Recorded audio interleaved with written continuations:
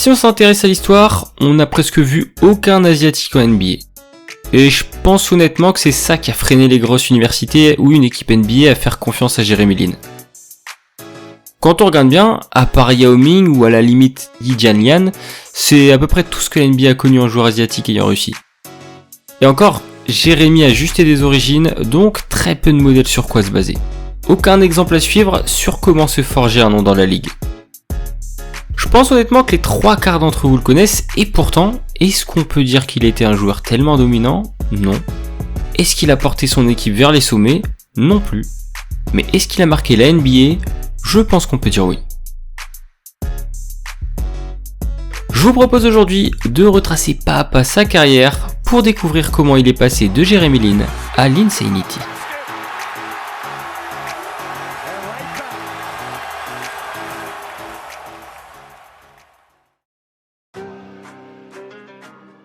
Je ne vous apprends rien, pour devenir un joueur NBA étant américain, 90% du cursus est le même.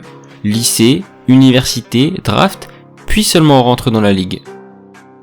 Alors évidemment, tous les jeunes joueurs rêvent de grosses facs comme UCLA, Duke, North Carolina, Kentucky et j'en passe, mais Jeremy Lin n'aura pas cette chance.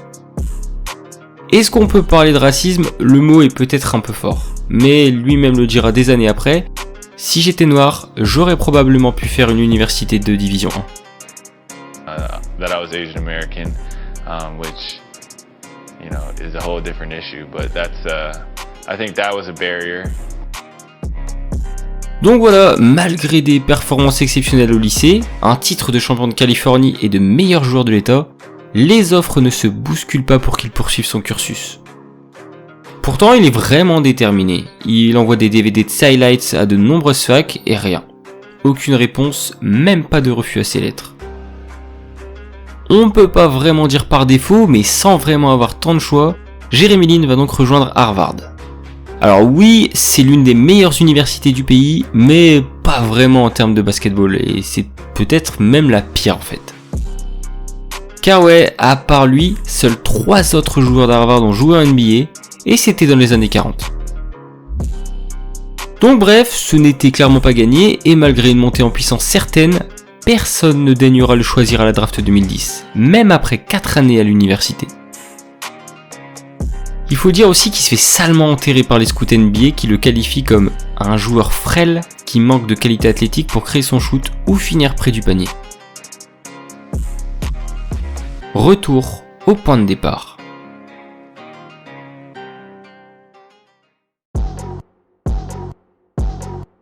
On arrive donc tout doucement, fin 2010, et malgré cette déception, Jeremy va quand même disputer la Summer League avec Dallas. 5 petits matchs qui vont convaincre 3 équipes de lui proposer un contrat. Dallas donc, les Lakers et Golden State. Évidemment, natif de San Francisco, le choix était vite fait. Il signe 2 ans chez les Warriors pour voir, apprendre aux côtés de Monta Ellis ou Steph Curry et décroche aussi un contrat avec Nike dans la foulée. Le scénario paraît être un rêve pour lui. Et quand on voit la hype de sa première conférence de presse, c'était juste du jamais vu pour un rookie non drafté. Les médias chinois s'emballent, se pressent pour pouvoir observer Jeremy Lin, et tout le monde est derrière ce jeune asiatique qui découvre un tout nouveau monde avec la NBA. Mais la sauce ne va pas prendre tout de suite, et on a plus tendance à le voir jouer en D-League qu'avec les Warriors. 29 matchs tout de même, mais niveau minutes, c'est pas trop ça. Alors évidemment, les Warriors sont loin d'être l'équipe fantastique que l'on connaît aujourd'hui, et à l'heure de faire le bilan, je pense que tout le monde n'aurait pas misé sur Lin à l'époque. Forcément, personne ne pouvait vraiment s'attendre à ce qui allait se passer par la suite. Dans la foulée, même si le gamin prend du muscle, de la détente et qu'il développe un vrai shoot, faut le dire, eh bien il sera coupé avant le début de la saison. 3 jours, c'est juste le temps qu'il lui faudra avant de retrouver sa nouvelle équipe, Houston. Mais la chute est terrible quand seulement après 2 matchs de pré-saison, il est de nouveau invité à quitter l'équipe. À ce moment-là, sa carrière est juste au point mort. Lui qui n'a pas tellement pu faire ses preuves plus que ça, semble être une énième déception, un énième joueur qui passe par la case NBA en coup de vent avant de rejoindre la Chine ou l'Europe.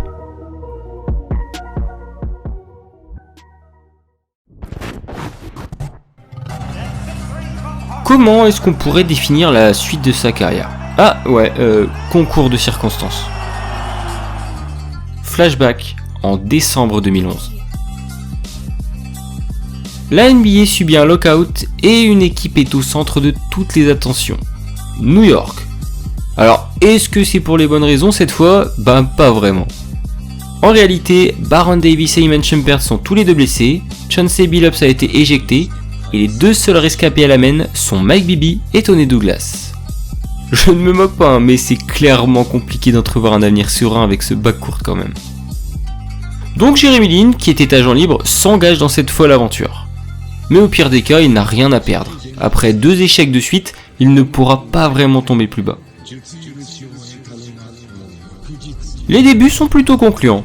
Étonnant même, car même s'il ne joue qu'avec l'équipe de D-League, il surclasse ses adversaires de très très loin. Il bosse dur et les efforts payent. New York décide de le rappeler dans le groupe pour disputer un match contre Boston début février. L'ironie du sort est que les Knicks sont tellement pitoyables que Mike D'Antoni décide de laisser Jeremy Lin jouer un peu plus dans ce 4e quart-temps. 2 points à 0 sur 3 au shoot, et pourtant, le coach de New York va décider de lui faire confiance. Après 11 défaites de suite, après tout, il n'avait plus rien à perdre. Et alors que personne ne se doute de ce qui va se passer, Jeremy va tout simplement croquer la pauvre équipe des Nets lors de la rencontre suivante. 25.7 passes pour lui. Quand même, ce n'est pas un peintre qui défend sur lui puisque c'est Deron Williams qui est censé le garder. Mais quelque chose me dit que ça n'a pas trop fonctionné ce soir-là. Qui aurait pu parier sur de telles performances ne serait-ce que 2 mois auparavant ? Vraiment personne. C'est l'entrée en matière d'un run de 5 matchs incroyable. Le début de l'Insanity.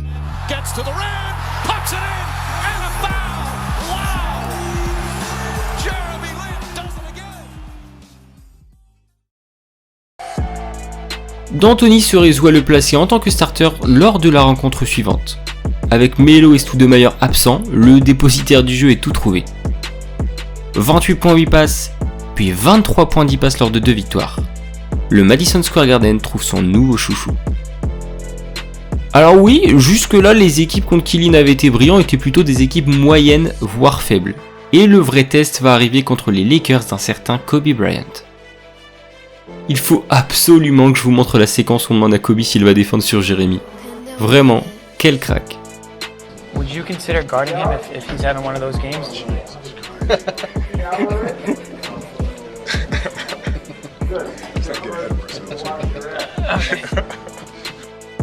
Pourtant, Jeremy Lin va bel et bien anéantir les Lakers et inscrire 38 points accompagnés de 7 passes dans un match d'anthologie.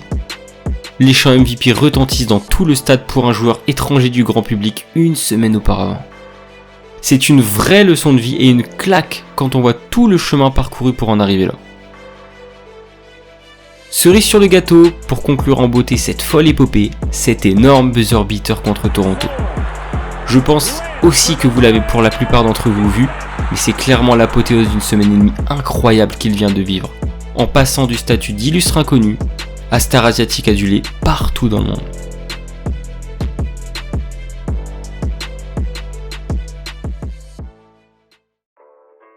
Ouais, mais son prime ne durera guère plus longtemps.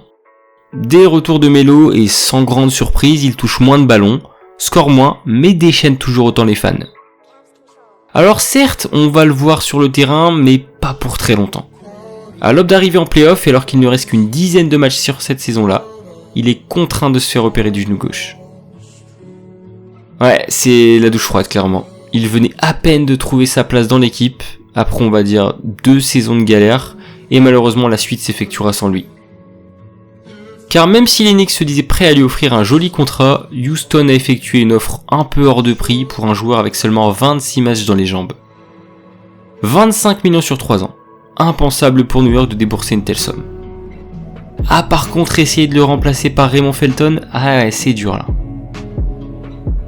La suite de sa carrière va s'avérer un peu chaotique. Harden prend beaucoup de place dans le jeu et Jeremy Lin se retrouve parfois blessé ou parfois sur le banc des Rockets dès sa 2e saison. Certes, on va observer quelques coups d'éclat, c'est sûr, mais c'est juste beaucoup trop inconstant. Et la suite, ce n'est qu'une dégringolade et échec sur échec. Los Angeles, Charlotte, Brooklyn, Atlanta, il ne va jamais vraiment convaincre. Et qu'on se le dise, que ce soit niveau minutes ou statistiquement, on n'est plus sur ce qu'on a connu. Pour autant, ce n'est pas le point final de son aventure en NBA. En 2019, c'est à Toronto qu'il a posé ses valises. Et je faisais clairement partie des plus sceptiques à le voir débarquer en cours de saison. Force est de constater qu'il a eu raison de franchir le pas. Car même s'il n'a joué que 26 minutes sur la totalité des playoffs, il a fait partie d'une équipe championne, il a sa bague, et personne ne pourra lui enlever ça.